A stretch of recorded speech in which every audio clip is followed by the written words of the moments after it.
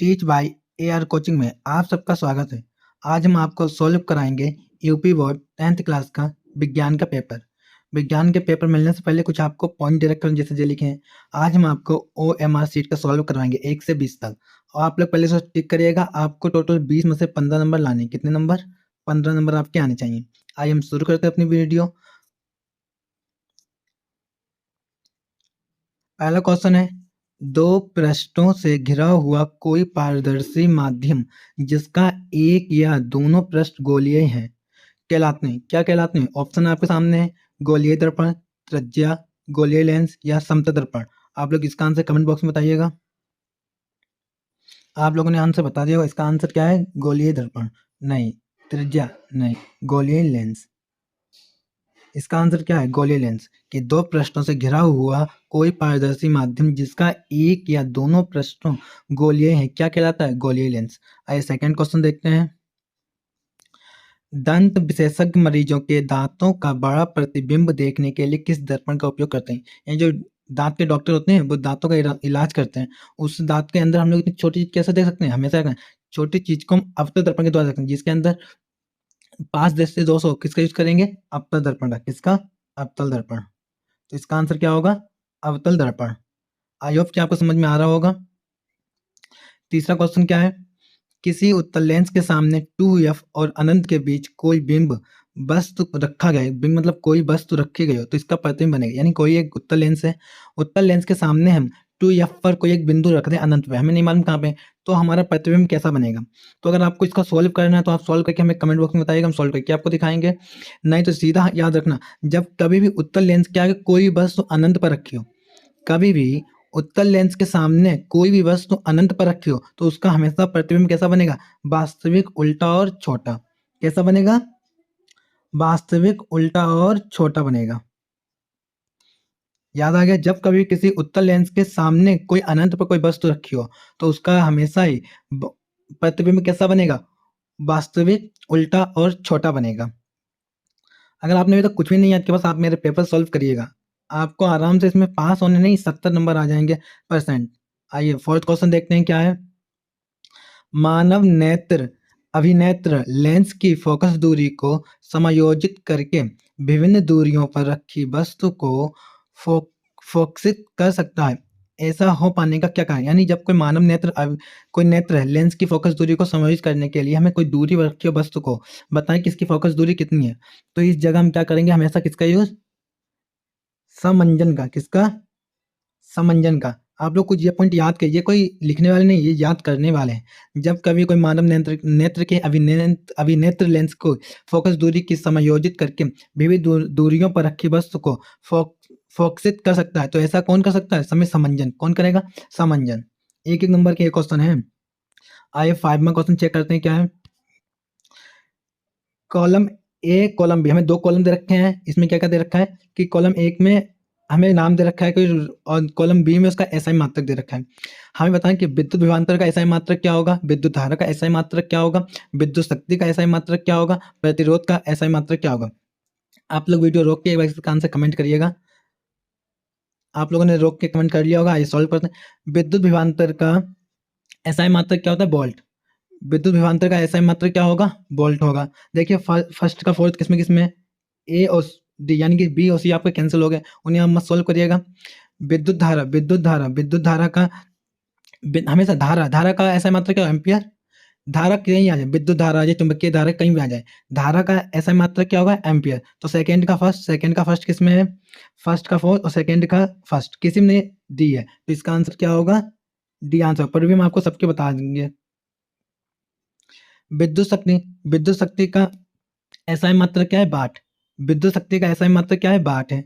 प्रतिरोध का एसआई मात्रक क्या है? वोल्ट। प्रतिरोध का एसआई मात्रक क्या है? ओम। प्रतिरोध का एसआई मात्रक क्या है? ओम। तो इसका आंसर क्या होगा? डी, यानी फर्स्ट का फोर्थ, सेकेंड का फर्स्ट, थर्ड का सेकेंड और फोर्थ का थर्ड। आई होप कि आपको सबके एसआई मात्रक समझ में आगे होंगे। बस अगर आपको वीडियो अच्छी लग रही है तो बस एक बार वीडियो को लाइक एंड वीडियो को शेयर करिएगा, और आप लोग कमेंट भी करिएगा कि हम आपसे कहते हैं पहले आंसर बताइए, फिर देखिए आपकी कितनी तैयारी है। आपके पास कोई टाइम नहीं, सिर्फ 20 दिन बचे हुए हैं। कितने? 20 दिन। आइए एक 6th क्वेश्चन देखने क्या है।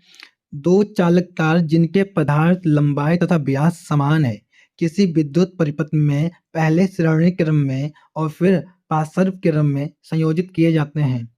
श्रेणी क्रम तथा पार्श्व क्रम संयोजन में उत्पन्न ऊष्माओं का अनुपात क्या होगा? इसको आप लोग सॉल्व करिएगा घर पे, हम डायरेक्ट आपको आंसर बता रहे हैं क्योंकि वीडियो फिर ज़्यादा लंबी बन जाएगी, आप लोग बोर हो जाएंगे। फिर भी अगर नहीं तो नेक्स्ट वीडियो में आपको इसका सॉल्व करके भी दिखाएंगे।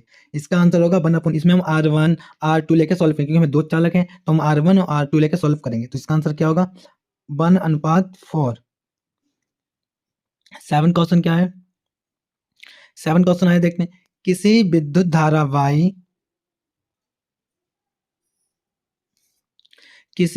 धारावाही सीधी लंबी परिनालिका के भीतर चुंबकीय क्षेत्र क्या होगा? यानी कोई किसी धारा दे रखी है हमें धारावाही, उसमें कोई लंबी परिनालिका दे रखी है तो उसके बीच के भीतर चुंबकीय क्षेत्र यानी जो चुंबक का क्षेत्र है वो कितना होगा? तो इसका आंसर क्या गया? इसमें सभी बिंदुओं पर समान रहना, यानी शुरुआत की जो नली परिनालिका या लास्ट में उन सबका क्या होगा? सभी बिंदुओं पर समान ही चुंबकीय क्षेत्र रहेगा क्योंकि वो एक नली के अंदर है। आप लोग नहीं किसी लोहे की एक रॉड लीजिएगा तो उसमें आप कहीं मैग्नेट रखें तो मैग्नेट के चारों उसके जितनी रॉड होगी उसमें सभी में क्या आ जाएगा? चुंबकीय क्षेत्र। तो इसलिए इसमें क्या सभी, इसका आंसर क्या है? डी, सभी बिंदुओं पर समान रहता है। आइए देखते हैं जो मेरा फिजिक्स का, आप किसका है? केमिस्ट्री का। उपखंड किसका होगा? केमिस्ट्री यानी कि रसायन विज्ञान। आइए क्वेश्चन नंबर 8 चेक करते हैं। आप लोग मेरे साथ इससे पहले बोलिया करें और आंसर भी कमेंट बॉक्स में करिया करें कि कमेंट कौन सा आंसर सही है कौन सा नहीं है। देखिए सबसे पहले हमें दे रखा है बेंजीन का संरचनात्मक सूत्र क्या है? बेंजीन का संरचनात्मक सूत्र क्या है? हमें ये फिगर दे रखी है, इसमें से कौन सा आंसर होगा? तो इसके लिए आपको चीज ये क्या रखिए कि बेंजीन का संरचनात्मक सूत्र क्या होगा? इसमें आप लोग लिख सकते हैं कि देखिए इसमें क्या होगा? इसमें C4 कार्बन और H4 हाइड्रोजन, यानी कार्बन कितने होंगे? 6 और हाइड्रोजन कितने होंगे? 6। आप इस चित्र में देखिए कहाँ पे 6 कार्बन, C 6 दे रखे हैं और हमें H 6 दे रखे हैं। देखिए सबसे पहले चित्र 1 2 3 4 5 6 यानी ए में भी 6 है। 1 2 3 4 5 6 7 यानी कि बी वाला आंसर नहीं हो सकता है। सी चेक करिए 1 2 3 4 5 6, सी में भी 6 है। 1 2 3 4 5 6 7 8 यानी डी में कितने? 8। तो बी और डी तो आंसर नहीं हो सकता, उसका चेक करिए कार्बन कितने? कार्बन 6 फर्स्ट में, 2 2 3 4 5 6 इसमें भी है, 2 4 2 6 यानी ए और सी में। अब चित्र देखिए, चित्र कैसा? हमेशा एक कार्बन एक हाइड्रोजन होगा। क्या होगा? एक कार्बन एक हाइड्रोजन। एक कार्बन में दो हाइड्रोजन नहीं होंगे तो इसमें आपको किस्मत दे रखा है कि एक कार्बन एक हाइड्रोजन, एक कार्बन एक हाइड्रोजन। इसमें कौन सा आंसर है? देख लिया होगा कौन सा आंसर है? सी। क्योंकि देखिए इस बार चित्र में सी एच दे रखा है, C H C H C H C H C H यानी carbon hydrogen carbon hydrogen carbon hydrogen carbon, यानी सब इसमें बराबर होंगे। बेंजीन का संरचनात्मक सूत्र क्या है? इसमें कार्बन और हाइड्रोजन बराबर होंगे, ना कोई ज्यादा ना कोई कम। तो इसका आंसर क्या है? सी। समझ में आ रहा है आप लोगों को? आइए 9th क्वेश्चन चेक करिए कौन सा है। निम्नलिखित में समजातीय सरणी क्या है? अब समजातीय सरणी क्या होती है इसको आपको याद करने की कोई जरूरत नहीं। इसमें एक तरीका हो, जैसे यहाँ पे CH3OH हो गया और देखिए कहाँ पे एक और CH3OH हो गया, बस ये दोनों मिल गए सेम है तो इसी का आंसर ये बन जाएगा CH3OH। फिर तो C2H5OH होता मान क्या होगा? CH3OH और C2H5OH किस में दे रखा है? सेकेंड और फोर्थ में। तो इसका आंसर कौन सा हो गया? सी वाला, जिसमें सेकेंड और फोर्थ मिल रहे हैं। हमने आपसे क्या, अगर हम ज़्यादा डिटेल में आपको समझाने लगे तो आपका पेपर भी नहीं हो पाएगा और वीडियो भी लंबी बनेगी, फिर आप लोग वीडियो को नहीं देखेंगे। वीडियो कोई लोग भी बीच में छोड़ के ना जाइएगा क्योंकि आपको फिर आधी जानकारी मिलेगी। पूरी वीडियो देखिए, अगर वीडियो ना अच्छी लग रही हो तो आप हमें कमेंट में बताइएगा और वीडियो पूरी ही देखिएगा। आपके जो एग्जाम में आने, अगर आपने इसे सॉल्व किया तो आपको एग्जाम में इसी में से इसी ना कि 20 क्वेश्चन कराएंगे, 10 क्वेश्चन एग्जाम में मिलेंगे ही मिलेंगे। 10 नहीं ज़्यादा मिल सकते हैं, 15 भी, तो हम 10 मान के चल रहे हैं। आइए 10वां क्वेश्चन चेक करिए। पृथ्वी की भूप्रकृति में प्राकृतिक रूप से पाए जाने वाले तत्वों या यौगिक को क्या कहते हैं? खनिज। क्या कहते हैं? खनिज। ये तो आपको याद करने होंगे ना कि पृथ्वी की भूप्रकृति में प्राकृतिक रूप से पाए जाने वाले तत्वों या यौगिकों को कहते हैं खनिज। क्या आंसर हो गया? खनिज। आइए 11 क्वेश्चन चेक करिए।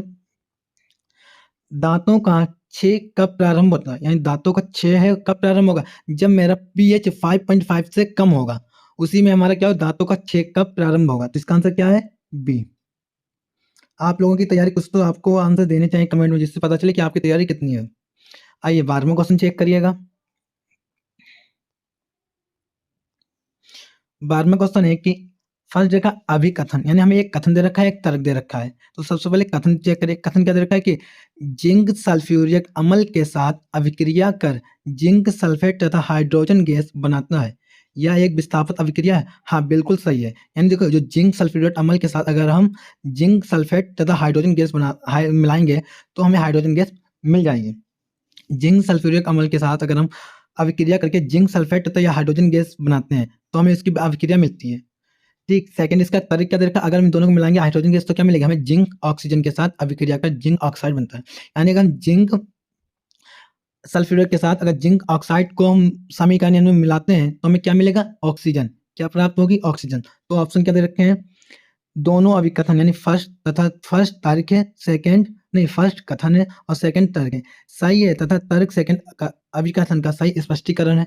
फर्स्ट सेकंड ऑप्शन क्या है, अभिकथन फर्स्ट, कथन क्या है फर्स्ट और तर्क क्या सेकंड, दोनों सही है, पर तर्क अभिकथन का स्पष्टीकरण नहीं है। सी ऑप्शन क्या है, कथन फर्स्ट है सही है परंतु तर्क सेकंड गलत कथन है। डी ऑप्शन क्या है, कथन फर्स्ट तथा तर्क सेकंड दोनों गलत है। नहीं, इसका आंसर क्या है, फर्स्ट। कथन फर्स्ट तथा तर्क सेकंड सही है और सेकंड अभिकथन का स्पष्टीकरण भी है। तो इसका आंसर क्या होगा, ए वाला।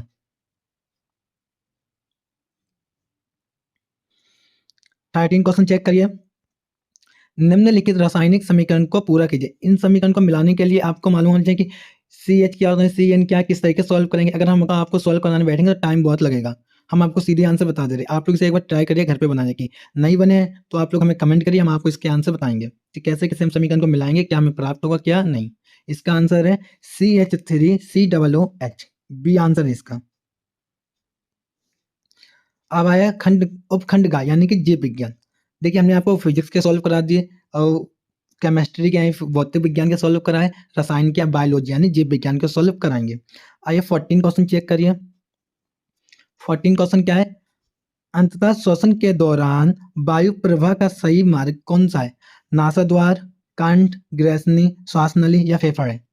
बताया कि हम सांस लेते हैं सबसे पहले काम कहाँ से, नाक द्वारा, फिर कंठ में जाएगी इस वायु, फिर ग्रसनी में नीचे नली के द्वारा, फिर श्वसन नली के द्वारा, फिर फेफड़े में जाती है। ये पहला नियम है। सेकंड क्या दे रखा है, नासा मार्ग यानी जो मार्ग के रास्ते में, रास्ते में क्या जाएगी, तो द्वार के द्वारा जाएगी। यानी कि बी तो होने कंठ, सीधे हम लोग सांस लेते क्या सीधे गले से ले सकते हैं, आप लोग अपनी नाक और मुंह को बंद करिए फिर देखिए सांस मिलेगी, नहीं, तो ये भी नहीं होगा। डी नासा द्वारा, नाक के द्वारा, नास ठीक है, यानी कि ए और डी हो सकता है। उसके बाद कंठ, नासा द्वारा से ग्रसनी, ग्रसनी जो हमारे नीचे कंठ के नीचे जो आता है उसके द्वारा ग्रसनी आती है। क्या हम कोई भी सांस को बिना कंठ में लिए सीधे में नलियों में जाएगा फेफड़ों में, नहीं। तो इसका आंसर ए होगा, नासाद्वार, फिर कंठ, फिर ग्रसनी, फिर श्वास नली, फिर फेफड़े में सांस जाएगी वायु हमारे शरीर में। तो इसका आंसर कौन सा होगा, ए।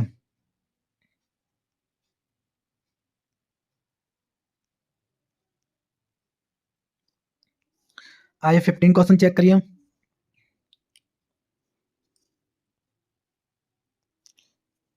15 क्वेश्चन क्या है कि निम्नलिखित कथन तथा कारण को पढ़कर दिए गए विकल्पों में से सही विकल्प का चयन कीजिए। कथन हमें क्या देखा, पिता से प्राप्त क्रोमोसोम से बच्चों के लिंग का निर्धारण होता है। इसका कारण क्या है, मानव पुरुष में एक एक्स और एक वाई गुणसूत्र होते हैं। तो आपको ऑप्शन क्या दे रखे हैं कि ऑप्शन ए, कथन और कारण दोनों सत्य हैं और कारण कथन फर्स्ट क्या ऑप्शन दे रखा है हमें, कथन और कारण दोनों सत्य हैं और कारण कथन की सही व्याख्या करता है। ऑप्शन बी क्या है, कथन और कारण दोनों सत्य हैं परंतु कारण कथन की सही व्याख्या नहीं करता है। ऑप्शन सी क्या है, कथन सत्य है पर कारण असत्य है। ऑप्शन डी क्या है, कथन असत्य है और पर कारण सत्य है। इसमें बताया कि हम जो पिता से प्राप्त क्रोमोसोम से बच्चों के लिंग का निर्धारण होता है, ये बात बिल्कुल सही है। दूसरा, मानव पुरुष में एक्स और वाई गुणसूत्र, ये भी सही है। तो इसमें क्या होगा आंसर, ए वाला। Option A is the right answer.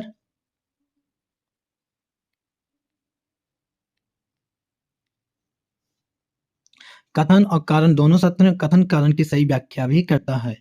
आइए ऑप्शन नंबर 16 चेक करिए। 16वां क्वेश्चन, विद्युत आवेग के प्रवाह की सही दिशा कौन सी, हमें चित्र दे रखा है, इनमें से कौन सा आंसर होगा। तो इसके लिए आपको सबसे पहले हम कुछ थ्योरी बोलते हैं, वो आप लोग सुन लीजिएगा किस तरीके से सॉल्व होगी। देखिए, जब कभी इस तरह के चित्र, इसमें आवेग डेंड्राइट से सेल बॉडी और फिर एक्सोन से एक्सोन टर्मिनल तक जाता है। विद्युत आवेग कुछ रसायनों को एक्सोनल टर्मिनल पर न्यूरोट्रांसमीटर कहते हैं। ये रसायन सिग्नल संचारित करने के लिए दूसरे न्यूरॉन के डेंड्राइट को डेंड्रॉइट को उत्तेजित करता है। यानी इसमें ऑप्शन जे फर्स्ट देखा है, जे आवेग जे देखा डेंड्रॉइट सेल बॉडी हमारी है, यहाँ से हमने कुछ अपने जो एक्सटर्नल टर्मिनल को तक जाते हैं, विद्युत आवेग करके जो दूसरे के अंदर जा रहे हैं, तो इसी के द्वारा होता है क्या, दूसरे न्यूरॉन को डेंड्रॉइट्स को उत्तेजित करते हैं। ठीक है, इसका आंसर सी होगा। इसका आंसर कौन सा है? सी। आप लोग लिख लीजिएगा, सी इज द राइट आंसर। आइए 17 क्वेश्चन चेक करिएगा। 17 क्वेश्चन है कि थायरॉक्सन के बारे में कौन सा कथन सही नहीं है? ऑप्शन ए, थायरॉक्सन के संश्लेषण के लिए लौह आवश्यक होता है। सेकंड ऑप्शन है, यह शरीर में कार्बोहाइड्रेटों, प्रोटीनों और वसाओं के उपापचय का नियमन करता है। ऑप्शन सी, थायरॉक्सन के संश्लेषण के लिए थायरॉइड ग्रंथि को आयोडीन की आवश्यकता होती है। ऑप्शन 4, थायरॉक्सन को थायरॉइड हार्मोन भी कहते हैं। तो इसका आंसर क्या है? ऑप्शन ए, यानी थायरॉक्सन के संश्लेषण के लिए लौह आवश्यक होता है। याद रखना, थायरॉक्सन के लिए कौन सा, इसमें पूछा कथन कौन सा सही नहीं है, यानी बी सी डी तीनों सही है कि हमें शरीर में कार्बोहाइड्रेट, प्रोटीन और वसाओं का उपापचय का नियम करता है। कौन? थायरॉक्सन। बी सी क्या है? थायरॉक्सन के संश्लेषण के लिए थायराइड ग्रंथि को आयोडीन की आवश्यकता होती है, ये भी सही आंसर है। डी, थायरॉक्सन को थायरॉइड हार्मोन भी कहते हैं। याद रखना, थायरॉक्सन को हम थायरॉइड हार्मोन भी कहते हैं। पर कौन सा ऑप्शन नहीं है कि थायरॉक्सन के संश्लेषण के लिए लौह आवश्यक होता है, ये ऑप्शन गलत है। इसमें हमसे पूछा, आप लोग क्वेश्चन पढ़ भी लीजिए कि हमसे पूछा कि इसमें है या नहीं है, तो ये चीज़ गलत नहीं होनी चाहिए। एक में रुकेगा, option A is right answer. 18 question check करिए, 18 में क्या दे रखा है हमें? निम्नलिखित चित्र में हमें चित्र दे रखा है, इसमें ए बी सी पॉइंट दे रखे हैं, किस क्रम में होते हैं? सबसे पहले देखा हमें ऑप्शन ए, बीजपत्र, प्राकोर और मूलांकुर। बी दे रखा है प्राकोर, मूलांकुर और बीजपत्र। सी दे रखा है प्राकोर, बीजपत्र और मूलांकुर। डी दे रखा है हमें मूलांकुर, बीजपत्र और प्राकोर। तो इसे आपको याद करने पड़ेंगे। इसका आंसर होगा, सबसे पहले क्या आएगा? प्राकोर, फिर आएगा बीजपत्र, फिर आएगा मूलांकुर। तो इसका आंसर क्या होगा? सी इज द राइट आंसर। आप लोगों को समझ में, बस 2 ही क्वेश्चन बचे हैं, आप लोग और इंतजार कर लीजिए, बस उसके बाद बस हम आपकी छुट्टी कर देंगे। आइए 19 क्वेश्चन देखिए। और वीडियो जरूर, अगर आपको अच्छी लग रही है तो वीडियो को लाइक जरूर करिए। अगर आप मेरे चैनल पर नए आए हैं तो चैनल को सब्सक्राइब भी कर लीजिएगा। आइए 19 क्वेश्चन चेक करिए। जनन की अलैंगिक विधि से उत्पन्न संतति में परस्पर अधिक सामान्यता होती है, क्योंकि फर्स्ट दे रखा मेरा, अलैंगिक जनन में ही केवल एक जनक भाग होता है। सेकंड दे रखा है, अलैंगिक जनन में युग्म शामिल नहीं होते हैं। तीसरा दे रखा, अलैंगिक जनन लैंगिक जनन से पहले होता है। फोर्थ, अलैंगिक जनन लैंगिक जनन के बाद होता है। ऑप्शन ए में फर्स्ट और सेकंड दोनों है। ऑप्शन बी में फर्स्ट और थर्ड है। ऑप्शन सी में सेकंड और फोर्थ है। ऑप्शन डी में थर्ड और फोर्थ है। तो इसका आंसर फर्स्ट और सेकंड होगा, पर हम इससे आपको सॉल्व भी करके बताएंगे कैसे है।